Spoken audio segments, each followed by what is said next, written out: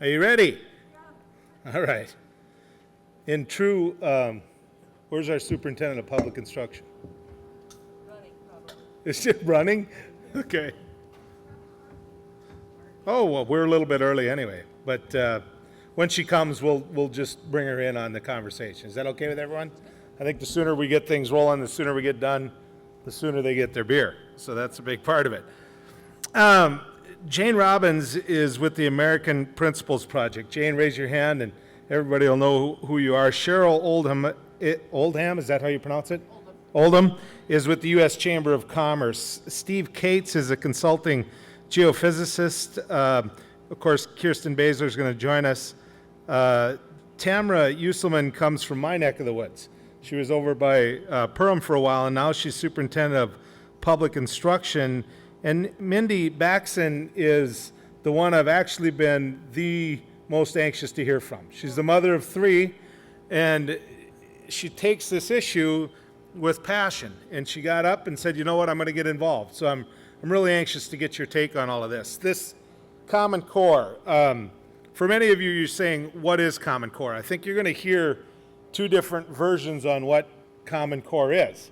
And so in true North Dakota fashion, I think the best thing we can do is invite our guests that came from a long way to speak to their vision of what Common Core is first. And for that, I'm going to ask Jane Robbins with the American Principles Project to define to us what she thinks Common Core is. Okay. Am I on? Okay, yes. You think I've done this before.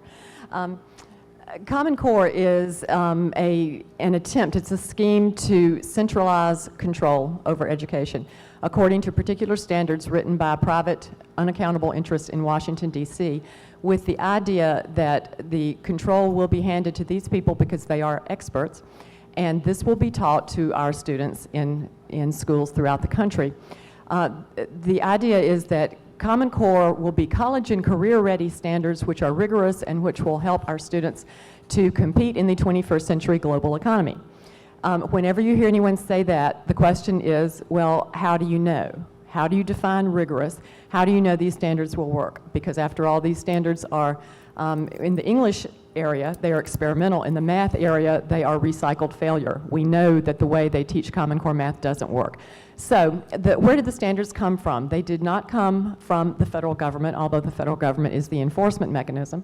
They came from some private interest in Washington, D.C., private trade associations. They were funded by large foundations, primarily by the Bill and Melinda Gates Foundation, which has spent well over $200 million to buy support from organizations, various organizations, including lots of foundations, the National PTA, the U.S. Chamber of Commerce, the Fordham Institute. They have paid millions of dollars to get people on board, and it's been very successful. So what is happening here is that North Dakota has adopted these standards verbatim and called them the North Dakota standards instead of the Common Core standards. So what Common Core will do is to take what has been going on in education over the last 50 years that has been bad, that has made our educational system go down.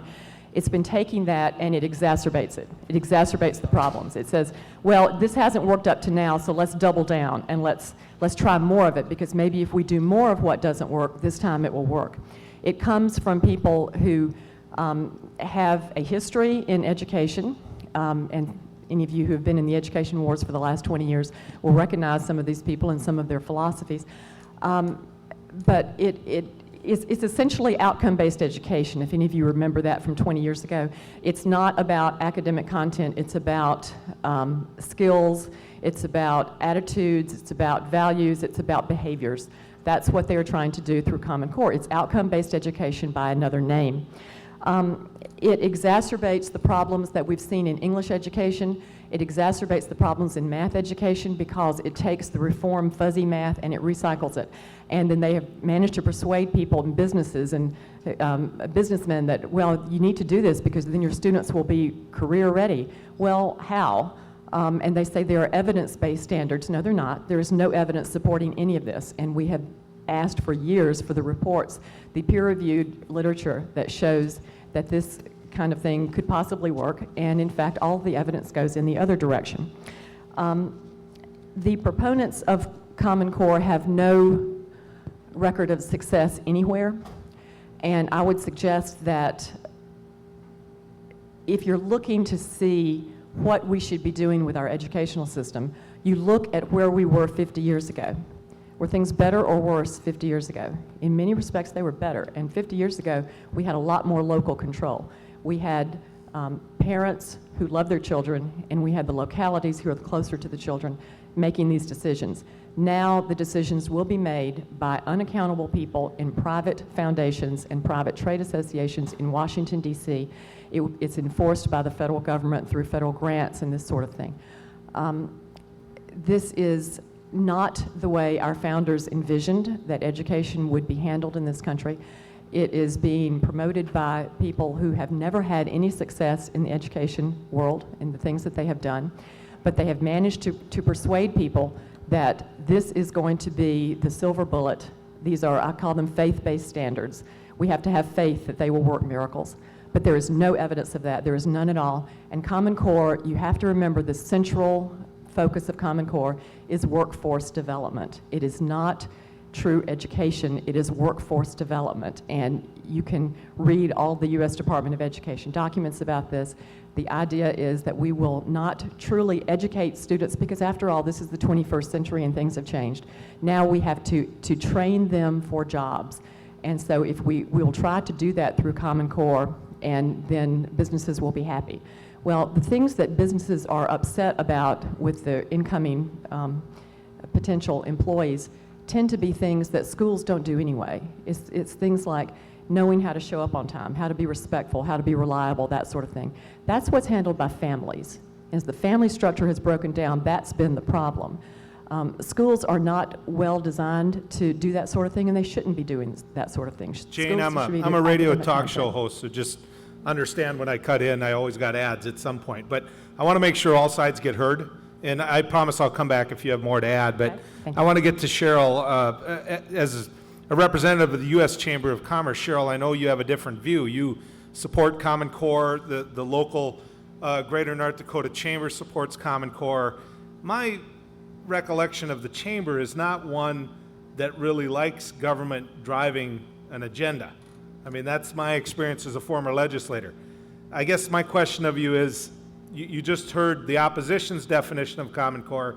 Give me yours and explain to me why you support it. Yeah, thank you, and thanks for having me here today. I appreciate it. Appreciate the opportunity to present another side. And you're right, we are not an organization that generally likes more federal engagement in our lives. But the reason that we support Common Core and higher standards is because, as Jane acknowledged, it's not a federal program. It wasn't created by the federal government. It's not a federal mandate on states. But the reason the Chamber is involved, and we've been involved in education and efforts to improve quality education and access to a quality education for all students, low income, minority, across the board, because we see there truly is a skills gap in this country, and we've seen for years what has happened with the current situation and the current state of affairs when it comes to standards. So the reason that we support the Common Core is that we see it as a more rigorous set of standards, goals, benchmarks for what students need to know and be able to do in each grade, K through 12. And the Chamber, for probably a decade or more, has been supportive of college and career-ready standards. And we've been doing research, and we've been looking at standards across the country and the difference in standards that states had. And North Dakota, for example, the state standards you had in place prior to the adoption of Common Core were graded by a conservative think tank as D on English language arts and C in mathematics. Common Core, B+ in English language arts, and A in mathematics. So we do see it as a step up for kids. And it's But not I about... want to get to the question that Jane raised, which is this. She said, this is lack of local control, it's taking away local control, and it's nothing but a jobs development program. It's not about the openness of what that local entity might be when it comes to education. Could you address that, please? Yeah, I fundamentally disagree. I mean, this is not about training kids for specific jobs when they come out of high school. This is about a higher level of learning that is required in the 21st century. I mean, 50 years ago, 60% of the jobs were considered low-skill jobs. That's 20% now. It's a higher level of skill required for good jobs in this country, and we want every child to have access to a rigorous, quality education that prepares them to go on, whether it's a job, whether it's a credential, whether it's an associate's degree or a bachelor's degree. And what we're basically telling kids now with standards that are graded at D and F and C is, you're ready, you're prepared, go ahead, we're teaching you to high standards, go off to college, go off to career, you'll be successful. And they're not. They're taking remedial courses, and when you take remedial courses, you are drastically less chance of actually completing any of those courses and getting that credential. And I'm not talking about a 4-year bachelor's degree for everybody. I want to extend an apology to Superintendent Baesler, because as a teacher and as the head of education in North Dakota, she's trained people to show up on time. She showed up early, and I started early, so I'm sorry about that. Kirsten, you've been out there on the front lines of Common Core, and I don't think people in North Dakota understand how we got to here, to where there's a debate about Common Core. Did you, or did at the time Governor Hoeven signed this, and there's talk that he might be upset that he did sign Common Core. Some of the opposition is saying that. Is there still that same solid support for Common Core today that there was before? Thank you, and I apologize for my tardiness or for not showing up. It's not your fault. Thank you. I think you're right, Joel. I think there's the standards are still very much supported among educators. And among educators that are really taking time, is it a heavy lift for our teachers? Absolutely, it is a heavy lift. But the students of today need a vastly different skill set in order to be guaranteed that entry into a middle-class life that they grew up with their parents. And I would disagree that the way that we used to do things was good enough. I was visiting with a math teacher just last night who got her master's in math education in the 1980s, did her research on microfiche, and her thesis was, the subject of her thesis was how computers will change the way that we need to teach math. Because it's not enough to simply know a formula and learn a process, because a computer program can do that much faster than any human mind can. What we need to do is have our students understand math, understand numbers, and be able to solve problems with their knowledge about numbers. So to get directly to your question about, is there support? I believe that there is still very strong support. Are these standards perfect? Absolutely not. And now that we've had 3 years to work with them in our schools, I think our teachers are understanding that the next revision, we're going to have to change some things. But that is the nature of standards revision. We've had standards in North Dakota and a set of expectations across our state since the 1980s. And it's the process and the practice that as educators, every 5 to 7 years, we take a look at those standards, revise them, and improve each time we do a revision. Are our teachers understanding that? Yes. Mindy, you have 3 children, and this got you not necessarily off the bench, but so passionate that you took this cause up. I'm curious why. Why do you dislike Common Core? Well, have you ever heard the saying, a worried mother does better research than the FBI? That's how I started. I started researching. I was asked to go to a Stop Common Core meeting back last fall, and I went and I listened, and when I left there, I was in complete disbelief that this was in our state. The data collection, the change in curriculum, the change in assessments, the change in instruction, all of the information that I have come across from experts. I'm by all means not one. I'm a mother, but a mother that's done a whole lot of research by experts that are speaking out against this. And having children in school right now, this impacts them now. There's no getting back these next 5, 10, 12 years that my kids are in school. I don't want to screw this up for them. And I really believe that Common Core, based on so much research that has been done. You look throughout the entire nation and you see what's happening. And remember, they're national standards, so truly what happens in Oklahoma, what happens in Arkansas, Louisiana, all these states that have adopted Common Core, that have pending legislation to get out of it, they've been in it longer than we have. But what specifically? What when you looked at it, just jumped off the paper at you and you said, oh, this is wrong? It's so vast. There's not one specific thing, to be honest with you, about Common Core. Well, I take that back.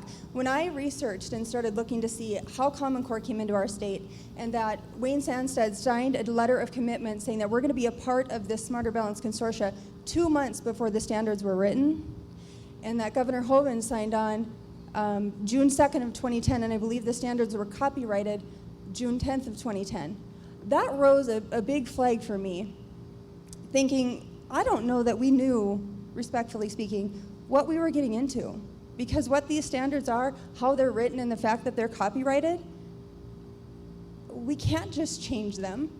But what about the standards, Mindy? That's all of that. I understand the timeline. I get that. What I'm saying is, something is about to happen to your children that you're concerned about that's going to happen. Right. Something's going to get taught. They're going to be held to some standard. You know, something is going to happen that's got you active. What is it? It's not just the standards. It's what comes along with all the standards that I'm concerned about. For example? Well, for example, the changes in the curriculum, the fact that they're developmentally inappropriate for my kindergartner, the change in instruction with the teachers and all of that sort of thing. And by all means, I support the teachers. We have wonderful teachers in this state, in my kids' school. So it's not just it's not a one word or Okay. a one sentence thing. I'm sorry, I can't tell you that No, because that's okay. It's so vast. That's one of the questions I was dying to ask you, but I want to go to Steve. He wants in on this. Well, I want us to kind of think for a minute. It seems like the best run countries, states in the country actually are bailing out on Common Core. That'd be North Carolina, Missouri, Oklahoma, Indiana, recently Iowa. Wisconsin has announced the governor there wants to get out. Louisiana Governor Jindal wants to get out. Arkansas, Texas, Nebraska, Virginia never got in. So what do they know that we don't know? I'd say something. And a lot of these people signed up for it. But the thing that you find out about Common Core is the more people actually know about it, the less they like it. And that's something that we have to talk about here today, because you will hear the experts that are the proponents of Common Core, and they want to talk about the standards. What don't you like about the standards? The standards, the standards, the standards. Well, we signed a memo of understanding in respectively June 2nd and June 4th, 2010 that got us involved with the Smarter Balance Consortium. It turns out that I can't find any analysis of the memo of understanding by lawyers or any fiscal analysis of it. So we kind of got in it, and I would tell you, I think it's going to end up being one of the biggest fake outs in the history of the United States, because a lot of governors, when they understand what's going on here, they don't like it. So we signed a memo of understanding, and I would ask you to wonder and investigate and think about what's going to be like in North Dakota during the legislative session. See, it's kind of quiet right now. The legislative session's going on. But I can tell you in January and next spring, you're going to hear about it a lot in the news. But basically, we signed a 17-page memo of understanding. And you know what we got? About 6 days later, the Smarter Balanced Assessment Consortium, which nobody seems to know where they came from or how they came into existence. It's not very readily available. But here is their application to the Department of Education. It's 168 pages long. And one of my favorite quotes, when you got white hair, you need reading glasses, right? One of my favorite quotes is, the consortium, this is right under their main heading, the consortium recognizes that if all high school graduates are to be prepared in this way, many aspects of the current education system must be improved and all aspects must be better coordinated and more carefully integrated. Thus, the role of the consortium is to influence and support the development and supplementation of learning and assessment systems to radically reshape the education system in participating states. This is not about the standards alone. This is about a huge, top to bottom, side to side changing of the North Dakota education system. And if you look through this document, I don't have time to read a bunch of quotes, but the word reform is in this document, the 168-page document, 8 times. The word psychometric or some derivative, 20 times. Curriculum, 38 times. Align, 37. System, 458. Integrate, Again, 20. Steve, you can read from the documents all you want. What I've been looking for is concrete examples of what specifically you find wrong with it. What scares you so bad about it? We could Because talk, right now, you and I both know that we have a lot of kids in North Dakota that find themselves out of college in a year. We have stats that show that in North Dakota, we're not doing as well as what we brag to do, that we aren't getting ready. And I realize, and I agree with the premise that this really does focus on the workplace. You know, so I the big get deal that. here, Joel, is this is not just about standards. This is about an entire systemic change of education. And I recommend any of you go find this application of the Smarter Balanced Assessment Consortium and read it. It's about all kinds of other things, databases, teaching teachers. They got a section on outreach and communication. They talk, it's against the law to form curriculum. They talk in this document about creating curriculum models, creating all kinds of curriculum-related things to give to teachers. This is not about just standards, and there's a reason that the proponents of this only want to talk I want to about bring these in an expert. standards. Once, and I want to be fair with the panel too. Any of you, if you start repeating yourself, I'll be the rude guy. I'm pretty good at that. I do it every day. So I want to go to somebody who's out there on the front lines in the schools every day. Tamara Uselman. She's superintendent of public schools here in Bismarck.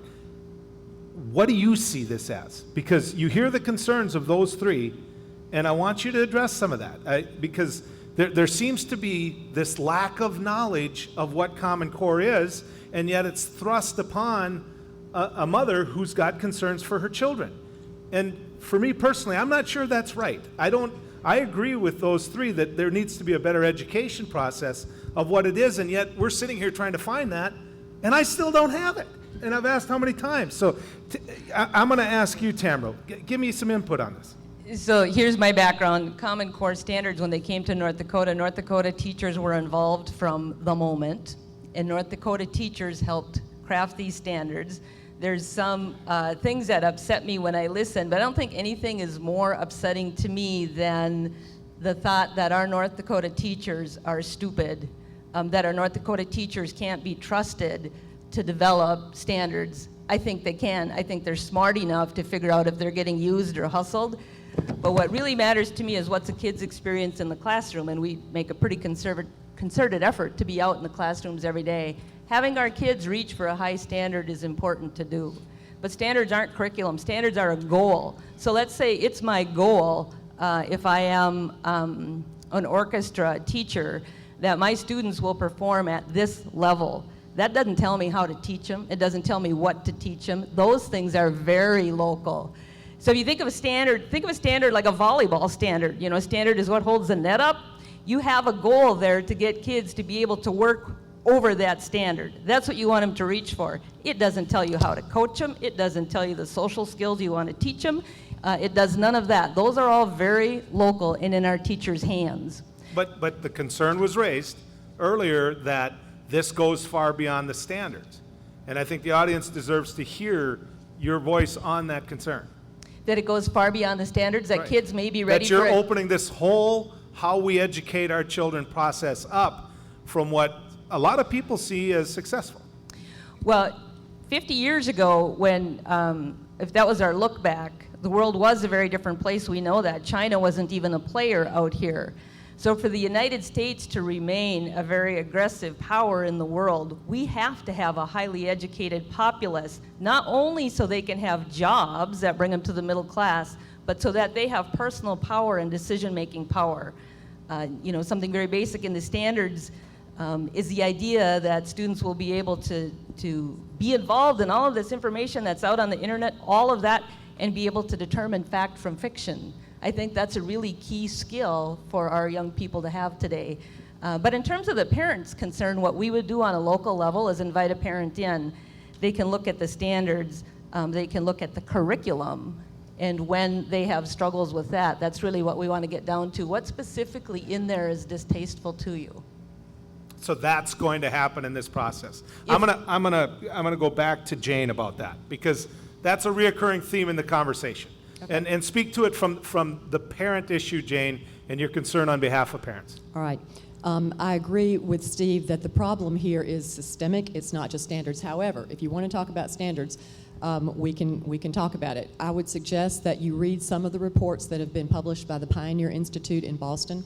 They have been written by various experts, including Dr. Sandra Stotsky, who is the primary English language arts standards expert in the nation, and by Dr. James Milgram, who is the professor emeritus from Stanford University. He was the only mathematician on the Common Core Validation Committee, and Dr. Stotsky was on that commission as well. They both refused to sign off on these standards because they thought they were terrible. They didn't have a problem with national standards, but they thought these were really poor national standards. The math standards, one of the three men who wrote them, it wasn't North Dakota teachers, unfortunately, who wrote them. They were told that they had to adopt these things verbatim, and they could look at them and then add a little bit if they wanted to, but they said, and Dr. Baesler said, you've got to adopt it verbatim. Dr. Milgram says that, and one of the three men who wrote these math standards has said they are not designed to prepare students for anything other than non-selective community colleges. He said that in a meeting in Massachusetts in 2010.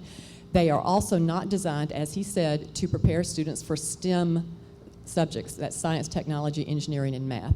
And in math, in the lower grades in math, they delay the introduction of the standard algorithm. They do not teach children the standard algorithm in math as our competitive countries do, our most competitive countries, Singapore, Japan, Finland, those places. They all do it differently from the way Common Core does it. And so you end up with a first grader bringing home math, trying to do these weird ways of doing the math, and the parents, even if they are engineers, can't help their children with the math. There's something wrong when that's the case, and especially when this particular specific way of teaching math has been tried and it failed. It was tried in California 20 years ago, and they gave it up. But that begs a question. I think of it in terms of me. I had two daughters, one's an attorney, and one can prescribe medicine. And they left me behind in education a long time ago. And so to say that a parent can't teach someone math in today's world, when they're 6? well, I'm going to tell you. I'm going to tell you. There was a point when I started looking at it, and I went to college. I mean, I've succeeded at life at some level, even though I got busted glasses. And I'm sitting here saying that there are certain areas that I'm bound to get left behind in. My daughters were brighter. So if your daughter says, this is the way they're telling me to add 4 and 5, and they look at you and you can't help them do that, you don't have a problem with that? I have as a parent, explain I have to a me how problem they're with that. telling them to add 4 and Because 5 because they're other than doing the it, 9. Because Yeah, they're but that- doing it with that's not reform. Hold standards. on. I want They're to. doing it with reform math. The standards do not say you shall teach children to add single digits by a certain time. They go on to describe exactly how you are to do that. Okay, You are hold to do on, it by because there's a grouping and- huge disagreement in that area, and I want to go to Superintendent Baesler on this. I think Superintendent Uzuma probably could answer that a little bit more because she has a direct. Okay, go ahead. That's just simply not what's in the standards. And so what you're describing is scary, but that's a teacher issue, in a classroom issue. Standards do not prescribe to you how to teach. If we go back to my sports metaphor, and a standard is the goal you're trying to reach, how you as a coach, how you as a teacher, how you work with your students to reach that goal, that's on you. That's a very local thing. So that's not in the Common Core standards. And I think if the questions I see rolling across here is, could anybody on the screen please tell us what the standards are? And I'm going to go to Superintendent Baesler on that. Go Thank ahead. you. Thank you. I think, and I apologize for those of you that are very familiar with the standards in education, but for those of you that are entering into K-12 education for the first time, I'm just going to back up a little bit and talk about what standards are and what that means to us as educators. A standard, there are standards in every subject area, every content area. We have standards in Phi-Ed, we have standards in math, we have standards in English, we have standards in science, in art, in music. Every content area has standards. And in the 1980s, as I said, North Dakota decided that it was important that we had state standards. So it wasn't the luck of a draw, if you will, or the roll of the dice whether your student was able to learn to multiply fractions in third grade because that teacher really liked it versus the other teacher who just really liked dinosaurs and taught dinosaurs all year. So we came to a common agreement in North Dakota that we wanted to have a standard set of expectations for each of our school children at the end of each grade level.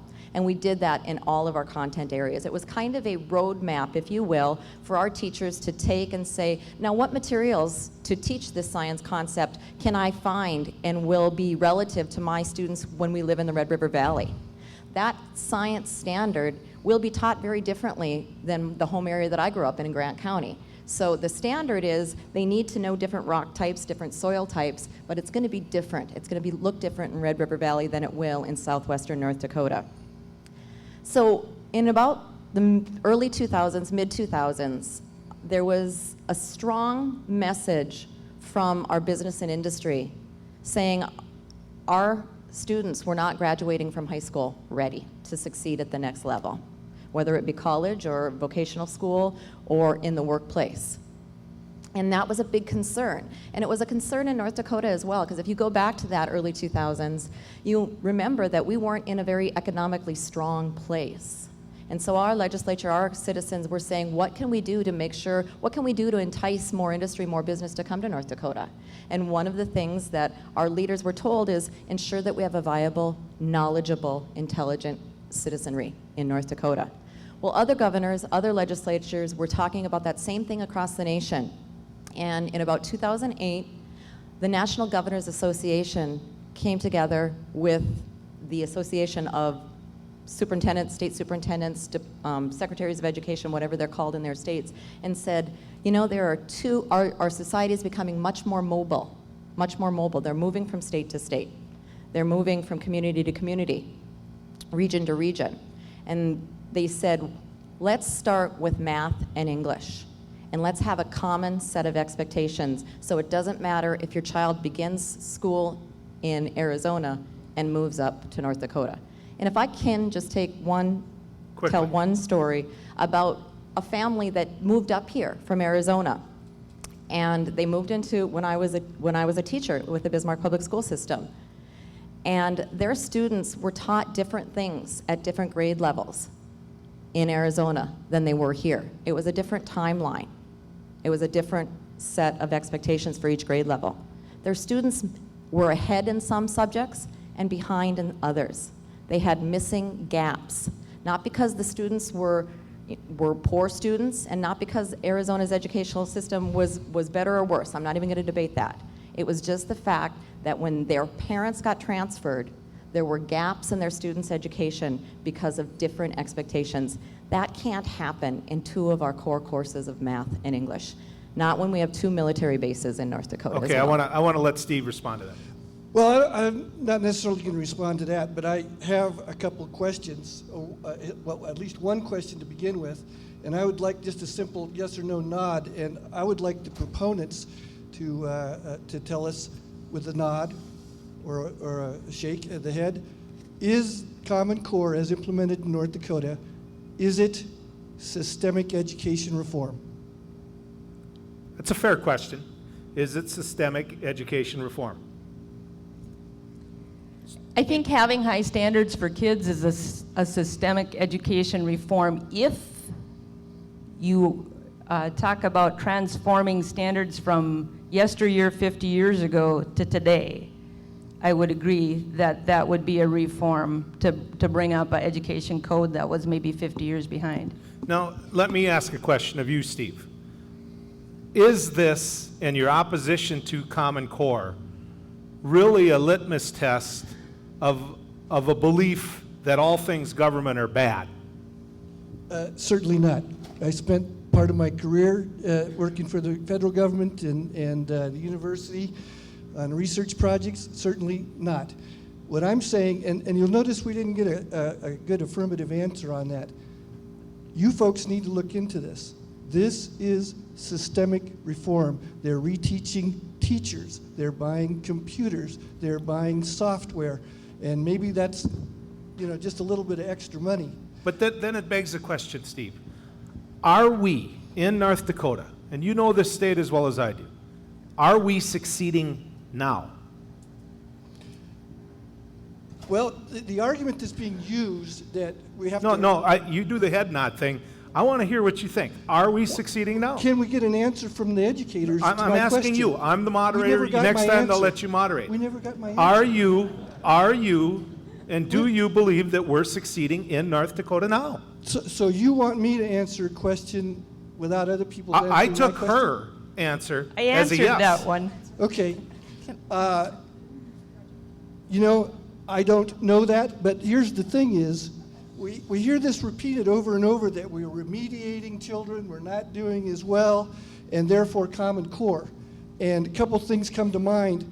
We do not have any definitive information as to the purpose or the reason why we're remediating kids. I had a back and forth with Superintendent Baesler, and we don't know. We don't have the tests, we don't have the definitive information, nor do we have these standards that we've adopted in this whole system that we've adopted it, and it's a whole system. You pay attention, you'll know by January. Cheryl, But we do not have any proof of what the efficacy of these standards are, except anecdotal evidence like Kentucky and a couple years down the line type of stuff. Okay, Cheryl, I'm going to let you address that. I'm going to answer the question that you asked him, which is North Dakota doing well? Or are you on track? Are you educating your kids to the level that they need to be? 98% of your high school students take the ACT. 31% of them meet 0 benchmarks for college readiness. 23% of that 98% meet all 4 of ACT's benchmarks for college readiness. Just 23%. So no. Not. And I need to correct, yes, Stotsky and Milgram do not like these standards. There was 25 people on that validation committee. They were but 2. So, I just think it's important they were not the only people. He wasn't the only mathematician. They were but 2 of 25. So Jane, I'm going to let you address it. Yes, Jim Milgram was the only mathematician. That means someone who teaches math rather than teaches math education. That is what a mathematician is, and he was the only one. The point is about, we're hearing non sequiturs here. We're hearing North Dakota wasn't doing that great, and Mindy has some stats that show actually that may not be true. But the argument is North Dakota wasn't doing that great, therefore we have to do Common Core. Where's the connection between those two? Where is the evidence that Common Core will make us do better? And if North Dakota is not in Common Core, you can fix your standard yourself. Whatever the problems are, you can analyze it yourselves, you can fix it yourselves. You can have the best standards in the nation, and even the Fordham Institute, which took a great deal of Gates money to come up with this analysis of state standards to show that Common Core was good, admitted that there were states that had better standards than Common Core, such as Massachusetts, such as California. You could go in that direction. Why do you want to settle for Common Core? And the assessment will lock you into that. You are in the Smarter Balanced Assessment as long as that assessment is there, and you do not control it. You do not control. You have one vote on the Smarter Balanced Assessment Consortium.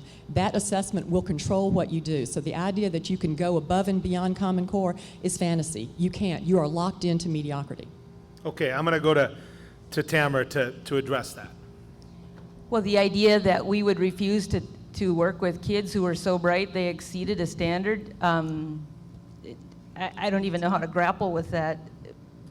It just isn't factual. The idea that we use a Bismarck Public Schools anyway is that we determine where kids are in their learning on that continuum, and then plan for instruction so that they can advance, whether they're way over the top or whether they're struggling.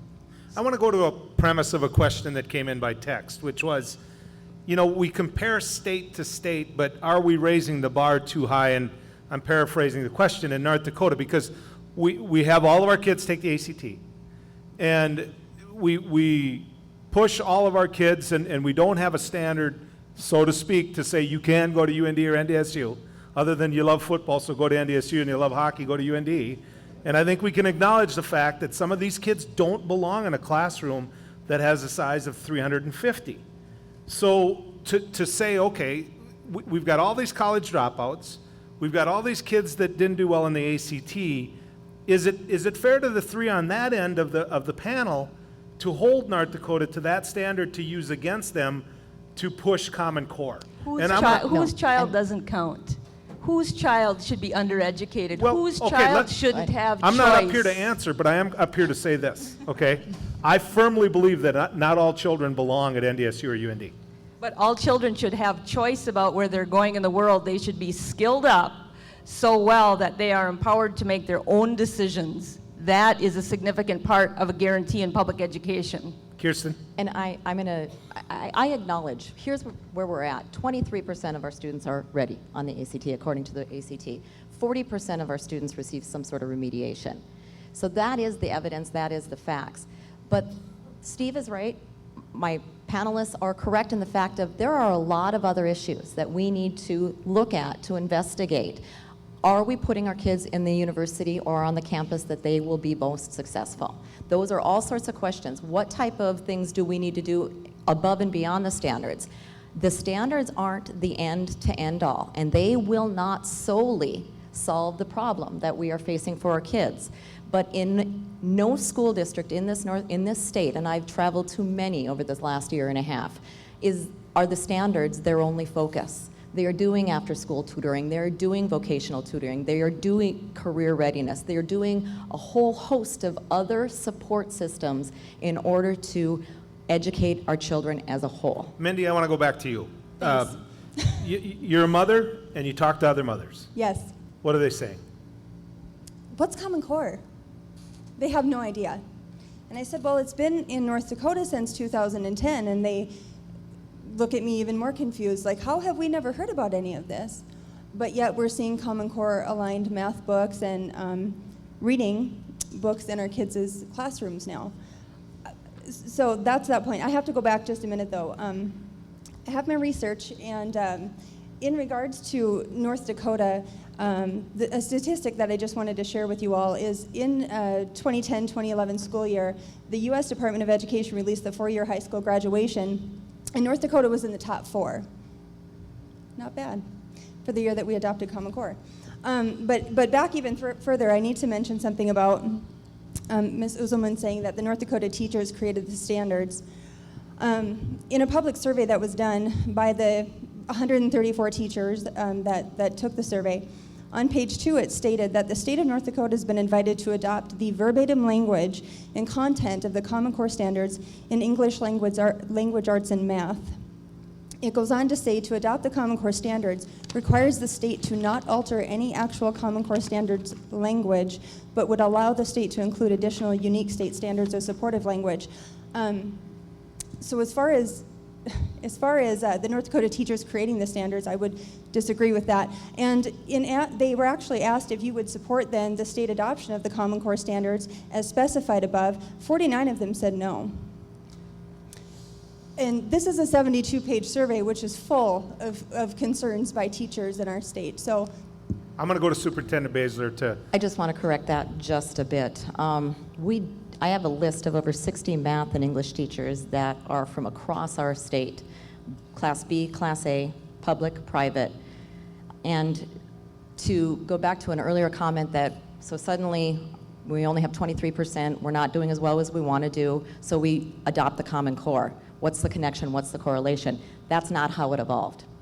Again, I'm going to go back to remembering the process that every 5 to 7 years, we gather our group of math and English teachers together, experts in our communities that have a long history of teaching our children to review what might need to be updated.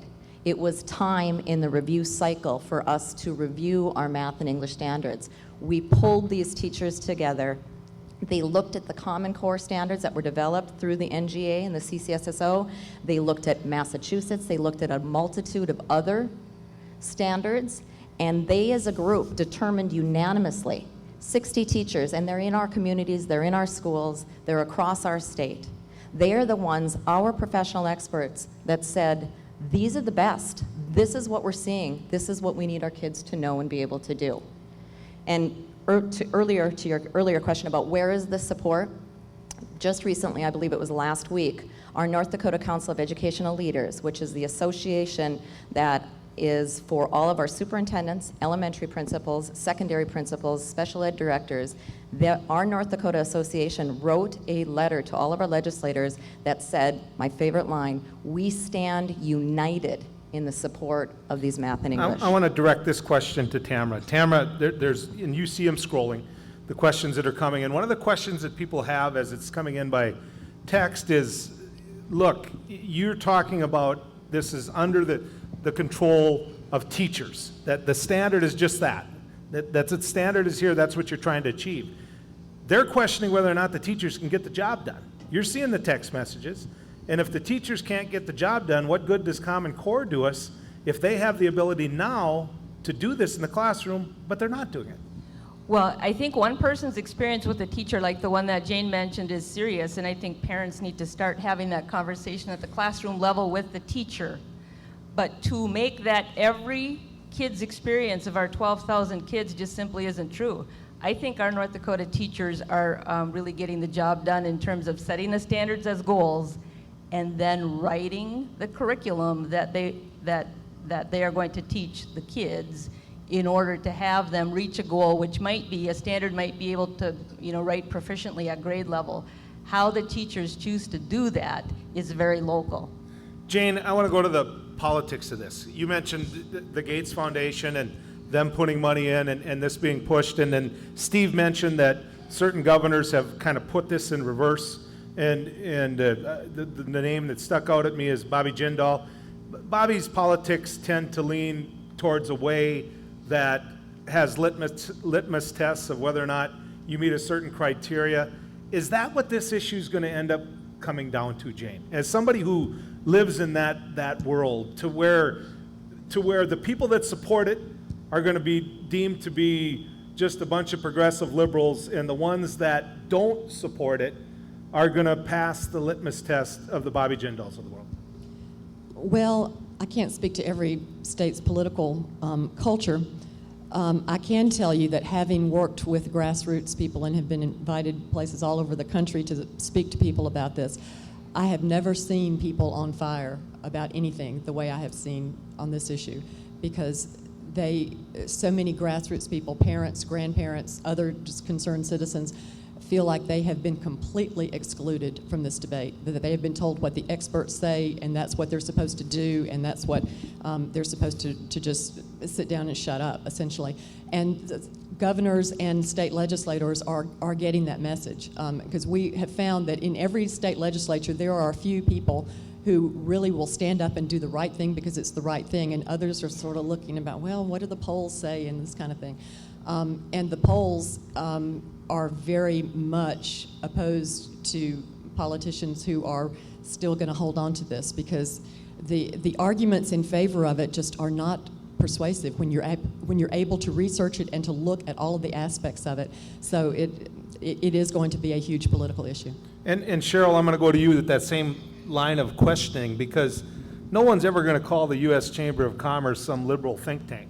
I mean, it's just not. And yet you're on the front line saying you support this. Is this backing up on you politically to where this is going to become a litmus test for many of the people you've supported in the past?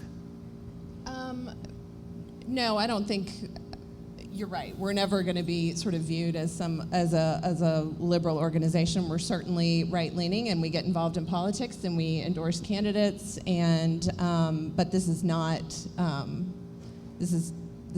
a litmus test for us. I mean, Here's the other thing. We represent the business community, and the business community supports this. It's why we got involved. I started out saying we've long supported college and career-ready standards, raising the bar. But it wasn't until our state and local chambers across the country came to us and said, we really support this, and we're starting to get, we need some help. Will you get involved and help us? And we did. I think what's interesting about some of these states that have been referenced, and Bobby Jindal's a great example, he was wholeheartedly in support, and nothing changed about the content of the standards between the time he was supportive to the time he changed his mind. And I think this is about politics in a lot of places. And so, but there are legitimate concerns. People have legitimate questions to raise, and we need to answer them. And I think the more that we can talk about these things makes people understand the truth about it. And there's all sorts of myths and misinformation out there, and the more we're able to talk to folks and help them understand the truth, it's fine. And I do want to say, Massachusetts was referenced. There's been some states that notoriously had very high standards. Massachusetts was one. And they went through a very thoughtful process in Massachusetts and said, look, we've got really high standards. I'm not sure that we really even need this Common Core thing. The business community was very involved. Commissioned an independent analysis of the Common Core versus their state standards and said, you know what? What's great about the Common Core is it's pretty much on par with our high standards, but what's great is it actually helps with the critical thinking and the reasoning and those things that the business community really cares about. So they said, you know what? We think this is the right way for us. So there's been a lot of great and thoughtful analysis by a lot of states that have very high standards that have said we're going to do this.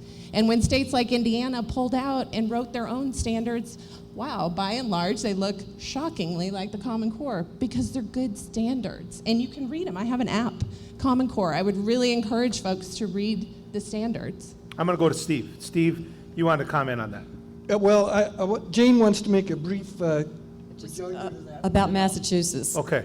Massachusetts applied for Race to the Top money and agreed to do everything except adopt Common Core because the Massachusetts standards were so much better, and they didn't get the money. So then they were given a chance to do it again, and they redid their application. They changed one thing on the application. They said, okay, we'll adopt Common Core. They got $250 million.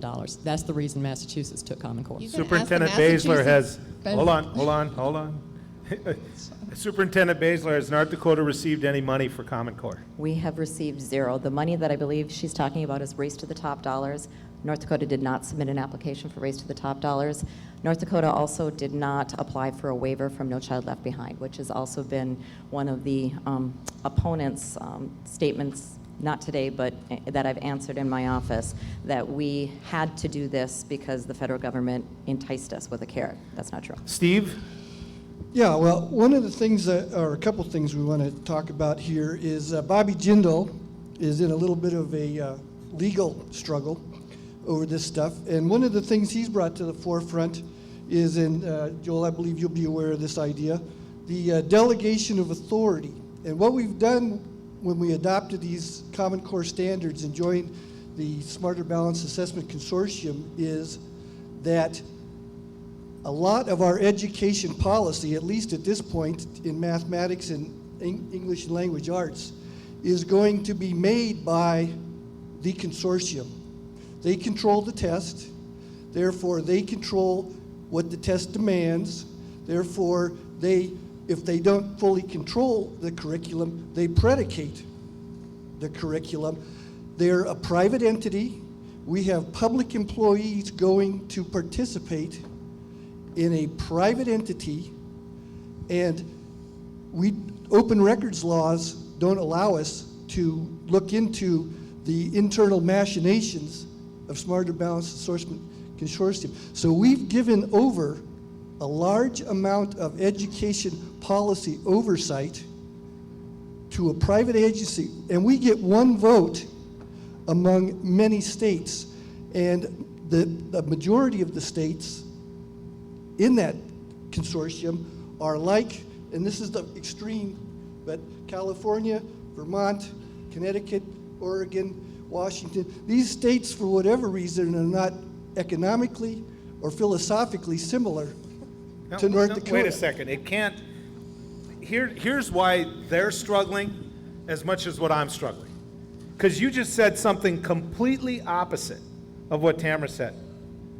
I mean, yes, okay, you get together and you have states and you do this. My point is this.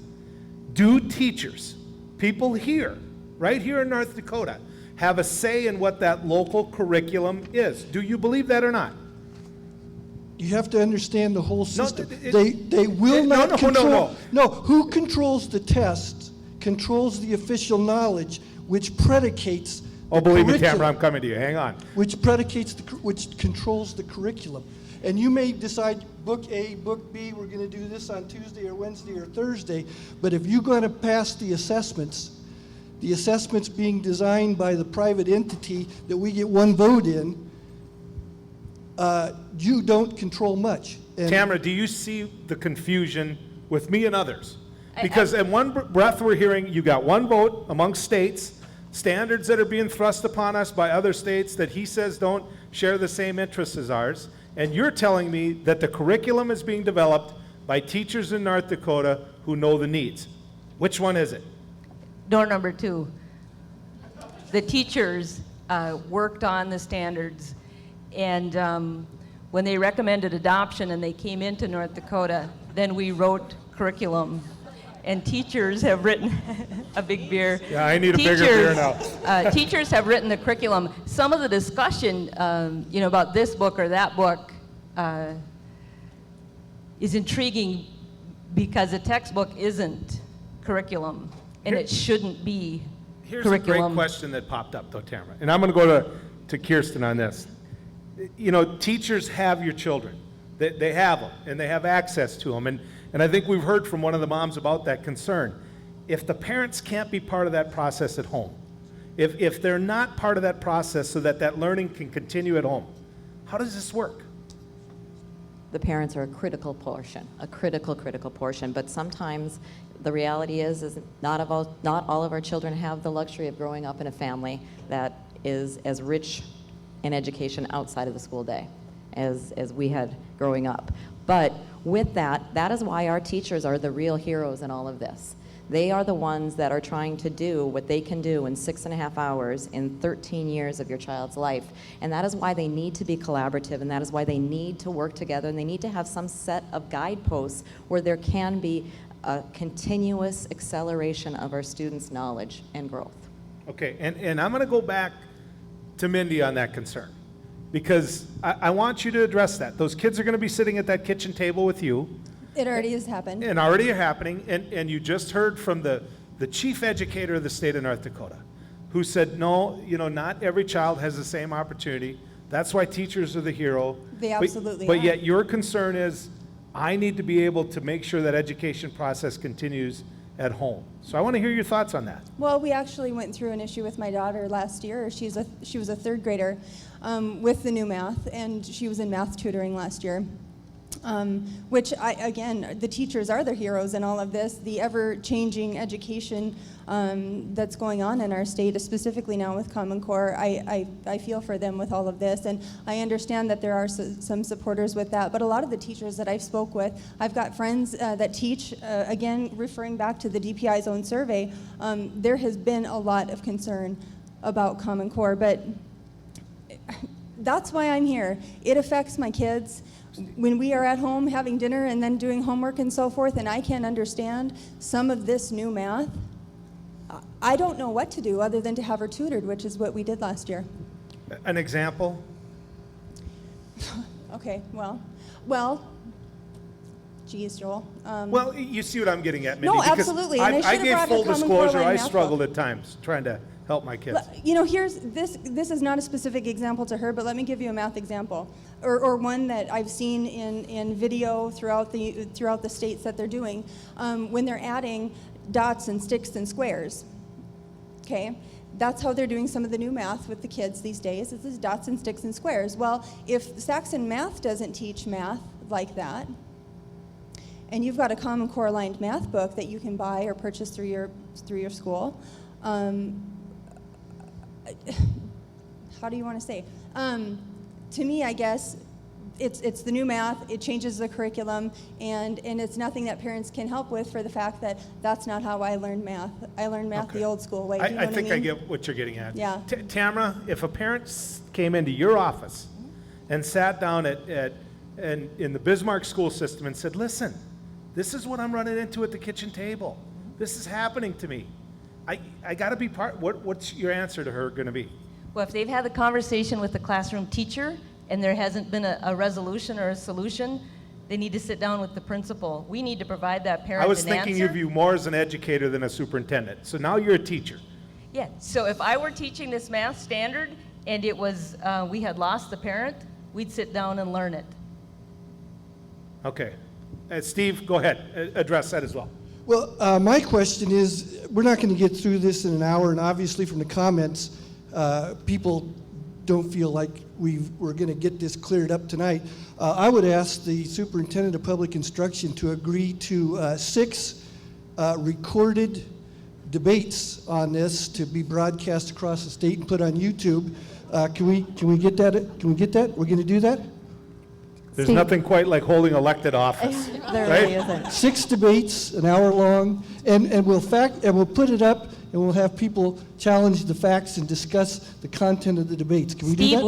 we could use a Common Core standard to set up that kind of inquiry thinking and have a debate of that kind of rigor. I think that might be kind of interesting. Good. Let's do it. As So long we're as we gonna had do it? a fair playing And you'll field. do I didn't that mean to on talk News to you for and Views. Are we Kirsten. on? Are we on? Is that we're on? Well, I'm not going to commit to my schedule right I now. didn't think so. Well, no. No, Steve, no, let me wait a finish. second. Let me Wait, finish. Steve, okay? that's, in fairness, that's kind of Okay. a cheap shot. Well- Because you're hitting her with this all at once. I believe that people like me in the media, I think we've done a poor job. I do. I had Kirsten on. I had people in opposition on. And in the end, I left the room putting my hands up saying, you know what, and I'm going to throw this back at you, Steve. The people that are against Common Core, I'm still waiting to hear one thing. So in that debate, make sure this is part of it. What is it specifically against Common Core that you don't like? It is a systemic change, the structure of which will make it beyond our direct oversight other than, say, Give me an local example of what you think will happen in the classroom. What the worst case scenario? Little Johnny comes into that When classroom, you got a what's going to complaint happen? about a standard and you don't like a particular standard, and you go to your teacher, your superintendent, your whatever up the line, and you want to change a Common Core standard, I'm pretty sure you can't do it. It'll go into the big consortium voted on by 21 different superintendents of public instruction, and so we don't have control of the standards in North Dakota anymore. That is a legitimate concern. If it's true, that's a very legitimate concern, and that's why I'm going to ask you, Tamara, is it true? If Steve came in my office as a parent and he had a standard that he was specifically opposed to having his child learn, he could opt out of that Can- particular standard. He could go to the school board and ask the school board not to have that standard. But I would question if Steve really thinks he has the background to write all the standards for all the kids in North Dakota. Hold on. Because you said you would like to change that. You want to change that standard. And so it's just a I'm yes, gonna no go to question, Jane. I guess. Jane? Can I Okay. answer? Go ahead, You want one speak. Yep, standard? yep. Common Core dictates that geometry will be taught by an experimental method never used successfully in K-12 anywhere in the world. It was designed by a Soviet mathematician in the 1960s, and it didn't work. He tried it with a group of Soviet math prodigies, and it didn't work. So therefore, he put it on the shelf and didn't use it anymore. Common Core takes it off the shelf, and it is being used in Common Core. That is the way teachers are dictated to teach geometry. Now, if people in North Dakota don't like that, if it's not working for their teachers, it's not working for the students, there is no one in North Dakota who can change that because you've given away the authority. Okay, Kirsten, is what she just said, just flat out, is it true? No. And Steve, I guess I would like to answer your question that you thought that I was dodging. What I'd be very interested in having a conversation about is where do we go from here and what is best for North Dakota? If these 6 debates are continually a rehashing of who was involved, what the timeline was, who did this, that's not productive use of your time or mine. what we need to do is come together as a state and decide these math and English revisions will. I don't know if they mean you or me, Steve. I think they mean me.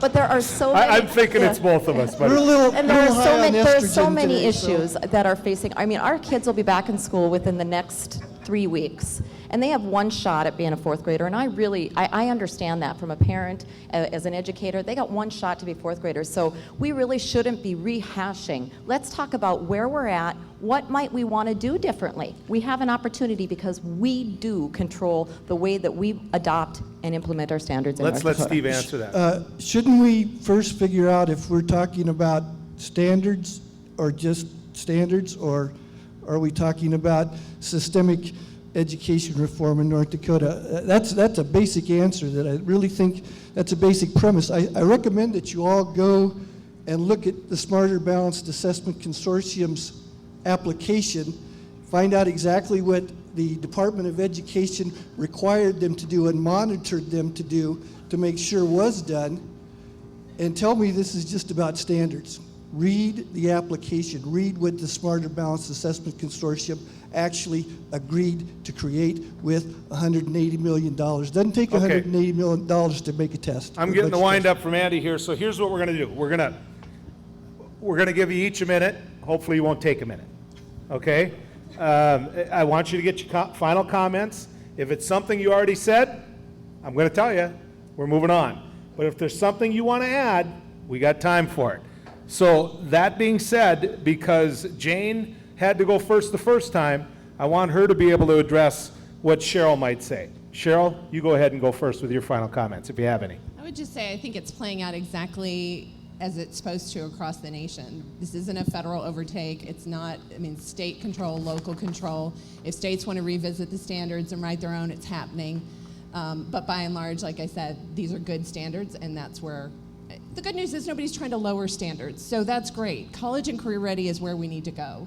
And these are a good set of standards, and states are looking at them, and they're by and large coming to the same conclusion. Steve, your thoughts? The wheels are flying off this as we speak. It'll be a big issue in the legislature.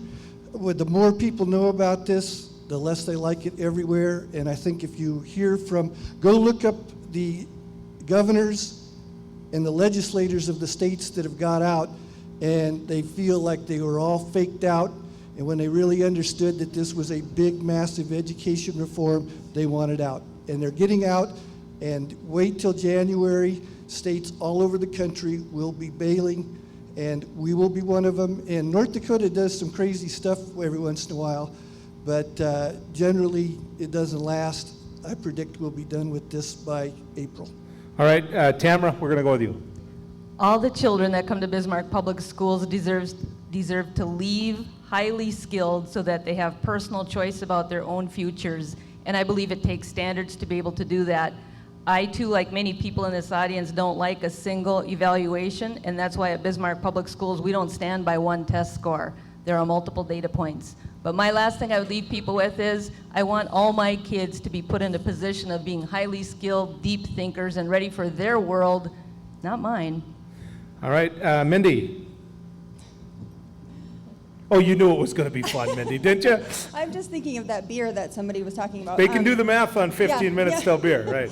No, I guess I just appreciate the opportunity to be here, and it still, to me, blows my mind that this kind of education reform, which is truly what I believe that it is, considering of all the moving parts and the things that are changing with it, and all of the millions of dollars that have come into the state for education reform, has had no oversight by any of our legislators. That's a big concern to me. So I'll just leave you with that. And lastly, I want to add one more thing. Definition of rigor, because we keep hearing about rigor. According to the Webster's Dictionary, the difficult and unpleasant conditions or experiences that is associated with something. So. Okay, Kirsten. I guess I would just like to say, I'm glad we're talking about education. It's probably our children, our students are the most important resource that we have in North Dakota. So this conversation is good, and I'm grateful to the Chamber for hosting this and all of the policy discussions today. I would say that this is a very, very important discussion, as all of our standard revisions are. We are shaping what our students will become. I'm excited and eager to talk about what our next steps are and how we might improve the process. How might we make the process that we've been using since the 80s even better? Do we include business? Do we include industry? Do we include legislators? I think there's some valuable decisions and valuable conversation to have around that, and I'm excited to work with our legislature during the session. Jane, you're an example of what today's about. The chamber here is in support of this. You're not. They wanted you here. You get the last word. Okay, thank you. And that's very unusual, actually. The chamber has never invited me anywhere before, so I appreciate that. One thing that we haven't really mentioned today is the data collection and the data sharing portion, which I just wanted to touch on, because the Smarter Balanced Assessment Consortium has agreed with the United States Department of Education that any data that it receives through the assessments, any student level data, individually, personally identifiable student data, will be made available to the U.S. Department of Education. That is in the cooperative agreement between Smarter Balanced Assessment Consortium and the U.S. Department of Education. So that's another problem with Smarter Balanced. You've locked yourselves in, not you didn't do it, people did it on your behalf, locking yourselves into this assessment, and there are all kinds of problems. This thing has arms and legs that you can only imagine at this time. But we've heard a lot today about how we've got to do better with education, and so we have to adopt Common Core. That is a non sequitur. We haven't heard any reasons that Common Core is going to fix the problems, and in fact it cannot, because it does the same things that we've been doing in education for 50 years that haven't worked. If we want to compete with other countries, we should try doing, for example, in math, what other countries are doing. Let's do what Japan is doing. Let's do what Finland's doing. Let's do what Singapore is doing.